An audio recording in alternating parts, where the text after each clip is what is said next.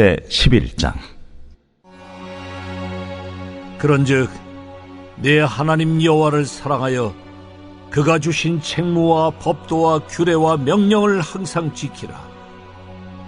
너희의 자녀는 알지도 못하고 보지도 못하였으나 너희가 오늘날 기억할 것은 너희의 하나님 여호와의 교훈과 그의 위엄과 그의 강한 손과 펴신 팔과 애굽에서 그 왕 바로와 그 전국에 행하신 이적과 기사와 또 여호와께서 애굽 군대와 그 말과 그 병거에 행하신 일, 곧 그들이 너희를 뒤쫓을 때에 홍해물로 그들을 덮어 멸하사 오늘까지 이른 것과 또 너희가 이곳에 이르기까지 광야에서 너희에게 행하신 일과 루벤 자손 엘리압의 아들 다단과 아비람에게 하신 일, 곧 땅이 입을 벌려서 그들과 그들의 가족과 그들의 장막과 그들을 따르는 온 이스라엘의 한가운데서 모든 것을 삼키게 하신 일이라. 너희가 여호와께서 행하신 이 모든 큰 일을 너희의 눈으로 보았느니라.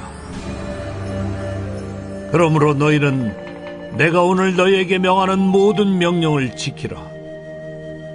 그리하면 너희가 강성할 것이요 너희가 건너가 차지할 땅에 들어가서 그것을 차지할 것이며, 또 여호와께서 너희의 조상들에게 맹세하여 그들과 그들의 후손에게 주리라고 하신 땅, 곧 젖과 꿀이 흐르는 땅에서 너희의 날이 장구하리라. 네가 들어가 차지하려 하는 땅은 네가 나온 애굽 땅과 같지 아니하니 거기에서는 너희가 파종한 후에 발로 물대기를 채소밭에 댐과 같이 하였거니와 너희가 건너가서 차지할 땅은 산과 골짜기가 있어서 하늘에서 내리는 비를 흡수하는 땅이요 내 하나님 여호와께서 돌보아 주시는 땅이라. 연초부터 연말까지 내 하나님 여호와의 눈이 항상 그 위에 있느니라. 오늘은 12월 8일 화요일입니다. 이번 한 주간 여러분 어떤 계획을 세우시든지 하나님께서 평강하도록, 또 은혜롭도록, 또 안전하도록 그렇게 여러분의 가정과 또 자녀들, 또 직장과 사업을 하나님께서 지켜주시기를 바랍니다. 오늘은 신명기 11장 1절에서 12절까지 말씀을 같이 묵상하고자 합니다. 신명기 11장 오늘 본문에서 모세는 이스라엘 백성들이 살았던 애굽 땅에 대한 말씀을 하고, 그리고 40년간 방황했던 광야의 땅에 대한 이야기를 하고, 그리고 앞으로 들어가서 얻게 될 가나안 땅에 대한 이야기를 하고 있습니다. 그러니까 오늘 본문에서 아주 중요한 단어가 나오죠. 그건 바로 땅에 대한 이야기입니다. 그래서 오늘 본문은 무려 9번이나 땅에 대한 단어가 나오게 되는 것입니다. 여기서 땅이라고 하는 것은 하나님의 기업이에요. 또한 삶의 현장입니다. 또한 그것이 우리의 시험이 되기도 하여 시험을 받는 장소가 되기도 하는 것입니다. 먼저 1절에서 4절에서는 애굽 땅에 대한 말씀이 나옵니다. 1절에 그런즉 내 하나님 여호와를 사랑하여 라고 시작하고 있어요. 너희 자녀는 알지도 못하고 보지도 못하였지만 너희는 기억해야 될 것이 있다 하시며, 하나님의 은혜로 바로의 손에서 해방된 그 사실, 출애굽하여 홍해를 건넜던 그 사실을 기억하게 하시는 것입니다. 애굽 땅은 과거의 땅입니다. 수치와 굴욕의 땅입니다. 여러분 고통스럽게 종노릇하던 죄의 땅이고 노예의 땅입니다. 하나님을 알지 못하고 온갖 우상으로 가득한 그런 죄악으로 살던 땅이 되는 거예요. 하나님 없이 산 그런 땅이 되는 것입니다. 모세가 왜 이스라엘 자손들에게 애굽 땅을 기억하게 하느냐? 그것은 애굽에서 나온 그 모든 일이 하나님의 은혜라는 것을 기억하게 알게 하시기를 원하는 것입니다. 이스라엘 백성들이 애굽에서 나올 수 있었던 것은 하나님의 은혜죠. 여러분, 우리도 마찬가지예요. 우리도 예수를 믿어 구원받게 된 것 하나님의 은혜입니다. 여러분, 그들이 출애굽하게 된 것은 아브라함과 이삭과 야곱에게 주셨던 하나님의 언약의 실천, 여러분 하나님의 언약의 실현, 이것의 결과라는 것을 알게 되는 것입니다. 아무런 자격도 없는 거예요. 여러분, 그런데 하나님의 은혜로 사랑받아 하나님의 자녀가 된 것입니다. 그 보답으로 우리도 사랑하고 살 것을 말씀하고 있는 거예요. 그렇다면 어떻게 하는 것이 하나님을 사랑하는 것입니까? 오늘 본문에 보니까 1절에 그런즉 내 하나님 여호와를 사랑하여 그가 주신 책무와 법도와 규례와 명령을 항상 지키라 그랬어요. 여기 보니까 법도, 규례, 명령 같은 말이죠. 여러분 율법을 가르치는 삼중적 표현이라 그렇게 말할 수 있습니다. 그러니까 율법을 지키라 하는데 그걸 법도, 규례, 명령하며 꼭 지켜야 될 말씀이라는 것을 이야기하고 있어요. 항상 지키라 이 말은 중단하지 말라 그런 뜻입니다. 그러니 우리의 마음을 항상 하나님께로 향하여 말씀을 준행하고 열심을 다하여 그 일을 감당할 것을 이야기하고 있는 거예요. 모세는 이스라엘 백성들에게 과거의 사건을 회상시켜 주시면서 하나님 사랑을 기억해내고 그리고 내 하나님 여호와를 사랑하라. 이것이 오늘 본문의 내용이 되는 것입니다. 우리도 과거에는 다 애굽 땅을 걸었던 사람이 아닙니까? 애굽 땅은 어떤 땅이에요? 죄의 땅입니다. 여러분 억압의 땅이에요. 종노릇한 땅입니다. 우리도 이 세상에 살면서 이 세상의 종노릇하고 죄의 종노릇하고 하나님의 은혜 없이 살았던 그런 땅이 바로 애굽 땅입니다. 우리가 예수 믿기 전의 모습이 바로 애굽 땅이에요. 그러므로 우리가 예수 믿어 구원받은 것을 기억해내는 거예요. 그러므로 모세의 명령과 같이 사랑받은 자로 하나님 사랑하며 사는 저와 여러분 모두가 되시기를 바랍니다. 두 번째 땅은 광야의 땅입니다. 5절과 7절에 말씀하고 있습니다. 광야에서 하나님께서 이스라엘 백성들에게 행하신 일이 있어요. 그게 오늘 본문에 나오죠. 만나와 메추라기로 먹이신 일, 그리고 반석에서 물이 나서 먹게 하신 일, 의복과 신발이 닳지 않게 하신 일, 그리고 구름 기둥과 불 기둥으로 인도하신 일, 이 모든 것을 기억하게 하시는 거예요. 고라당의 반역의 사건을 생각나게 하시면서 너희가 여호와의 행하신 이 모든 큰 일을 목도하였다 말씀하는 것입니다. 광야의 땅은 어떤 땅이냐? 바로 심판의 땅이기도 하지만 연단과 훈련의 땅이 되는 것입니다. 여러분 죄를 멸하고 하나님의 사람으로 변화되는 그런 땅이 훈련받는 땅이요 연단받는 땅이 되는 것입니다. 연단을 통하여 죄를 버리고 하나님의 사람으로 그 성품을 다듬으시는 그런 과정이 광야의 땅에서 있게 되는 것입니다. 우리는 현재 애굽에서 나와 광야 생활을 하고 있다고 말할 수 있을 것입니다. 이 광야길을 가는 길에 우리는 많은 어려움이 있어요. 환난도 있고 시험도 있고 연단도 있습니다. 여러분 이 훈련 과정을 통하여 우리가 어떻게 변화되어야 하느냐?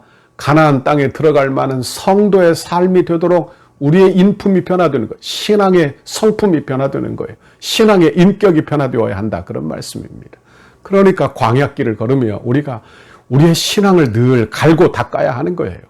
에베소서 2장에 보면 예수 안에서 하나님의 처소가 되기 위하여 함께 지어져 간다. 이것이 바로 성도의 모습이라 했습니다.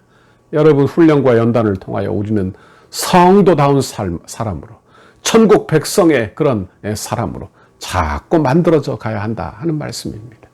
여러분은 이 광야길에서 이런 훈련 속에서 여러분의 믿음이 연단되고 있습니까? 한번 되돌아보시기를 바랍니다. 마지막 땅은 가나안 땅이에요. 가나안 땅, 약속의 땅입니다. 8절과 12절에 나오는 땅을 말하고 있어요. 10절에서 12절 말씀을 한번 보십시오. 제가 읽어드립니다.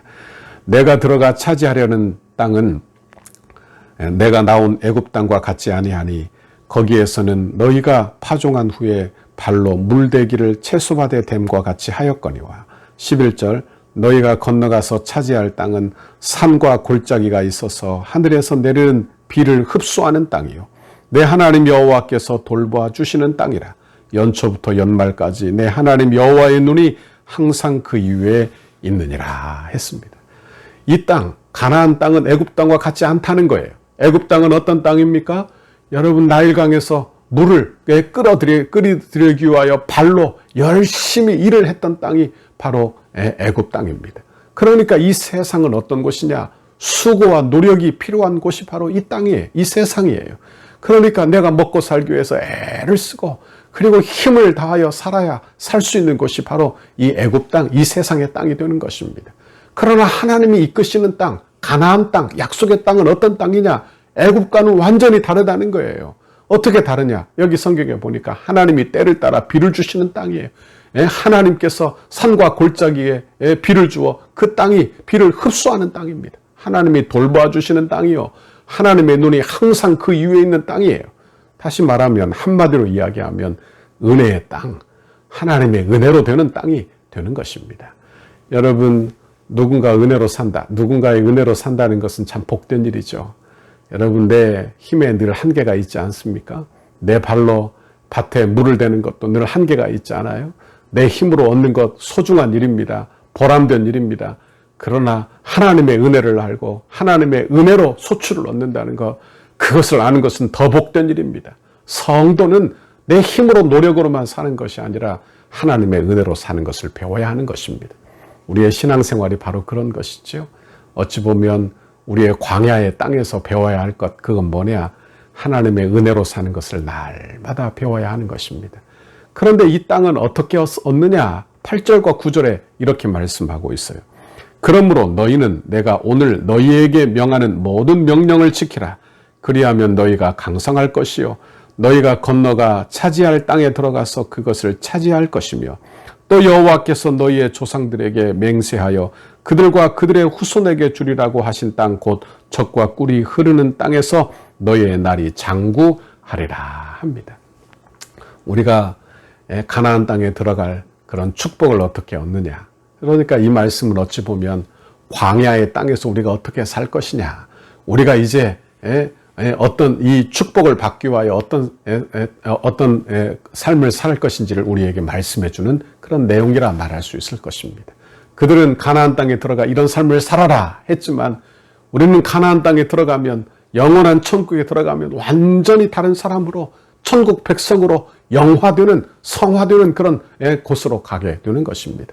여러분, 우리가 받는 축복, 그러니까 이 축복은요, 하나님의 은혜의 산물이라는 것을 기억할 필요가 있는 것입니다. 우리가 이 땅에 사는 것도 앞으로 우리가 천국에서 누릴 그 축복도 다 하나님의 은혜예요. 그러므로 이 땅에서 우리가 벌써 뭘 배워야 하느냐? 하나님의 은혜로 사는 것을 늘 배워야 돼요. 그래서 하나님의 은혜로 살기 위하여 말씀을 지켜 행하는 것입니다. 하나님의 말씀을 주시며 너희가 그 말씀을 왜 지키느냐? 너희의 행복을 위하여 지킬 것이 아니냐. 여호와의 명령과 규례를 지키라 했는데 너희의 행복을 위하여. 여러분, 불순종이 행복이 아니라 순종의 행복이며 여러분, 하나님의 말씀을 벗어나 사는 것이 행복이 아니라 말씀 안에 거하는 것이 행복이며 여러분, 말씀을 벗어나는 것이 자유가 아니라 말씀 안에 거하며 하나님 사랑하고 사는 것이 우리의 자유이어야 한다 하는 말씀입니다. 신명기 10장 15절에서 16절에 보면 여호와께서 오직 내 조상들을 기뻐하시고 그를 사랑하사 그들의 후손인 너희를 만민 중에 택하였음이 오늘과 같으니라. 그러므로 너희는 마음에 할례를 행하고 다시는 목을 곧게 하지 말라 했습니다. 여러분, 우리는 하나님의 은혜로 사랑으로 택함 받았어요. 주의 자녀가 되었어요. 그러므로 뭘 하지 말라? 목을 곧게 하지 말라는 거예요. 다시 옛 본성으로 돌아가지 말라는 거예요. 우리의 마음을 할례 받았으니 굳은 마음으로 돌아가지 말라는 거예요. 그건 신앙생활이 아닌 것입니다. 여러분, 우리는 늘 겸손한 마음으로 주님께 돌아가 하나님의 은혜의 자리로 나가는 우리 모두가 되기를 바랍니다. 그것이 우리가 신앙생활을 잘하는 방법이에요. 여러분, 우리의 행복을 위해서 사는 방법입니다. 여러분, 불순종하여 주님과 마음이 틀어지는 것이 행복이 아니라 우리 주님, 나의 생명의 주님과 마음이 같아지는 것, 이게 순종하는 것, 이것이 행복한 성도의 삶의 비결이 된다 하는 말씀입니다. 여러분, 오늘 하루도 믿음으로 승리하시기를 바랍니다. 오늘 하루도 힘을 내세요. 힘을 내세요. 여러분, 하나님께서 우리 모두를 그렇게 은혜로 지켜주시기를 바랍니다. 우리가 어떤 일이 있든지 여러분, 내가 지금 어느 땅에 살고 있든지 내가 하나님의 은혜로 사는 것을 배우시기를 바랍니다. 그리고 고백하세요. 다 하나님의 은혜로 되었다고, 감사하다고.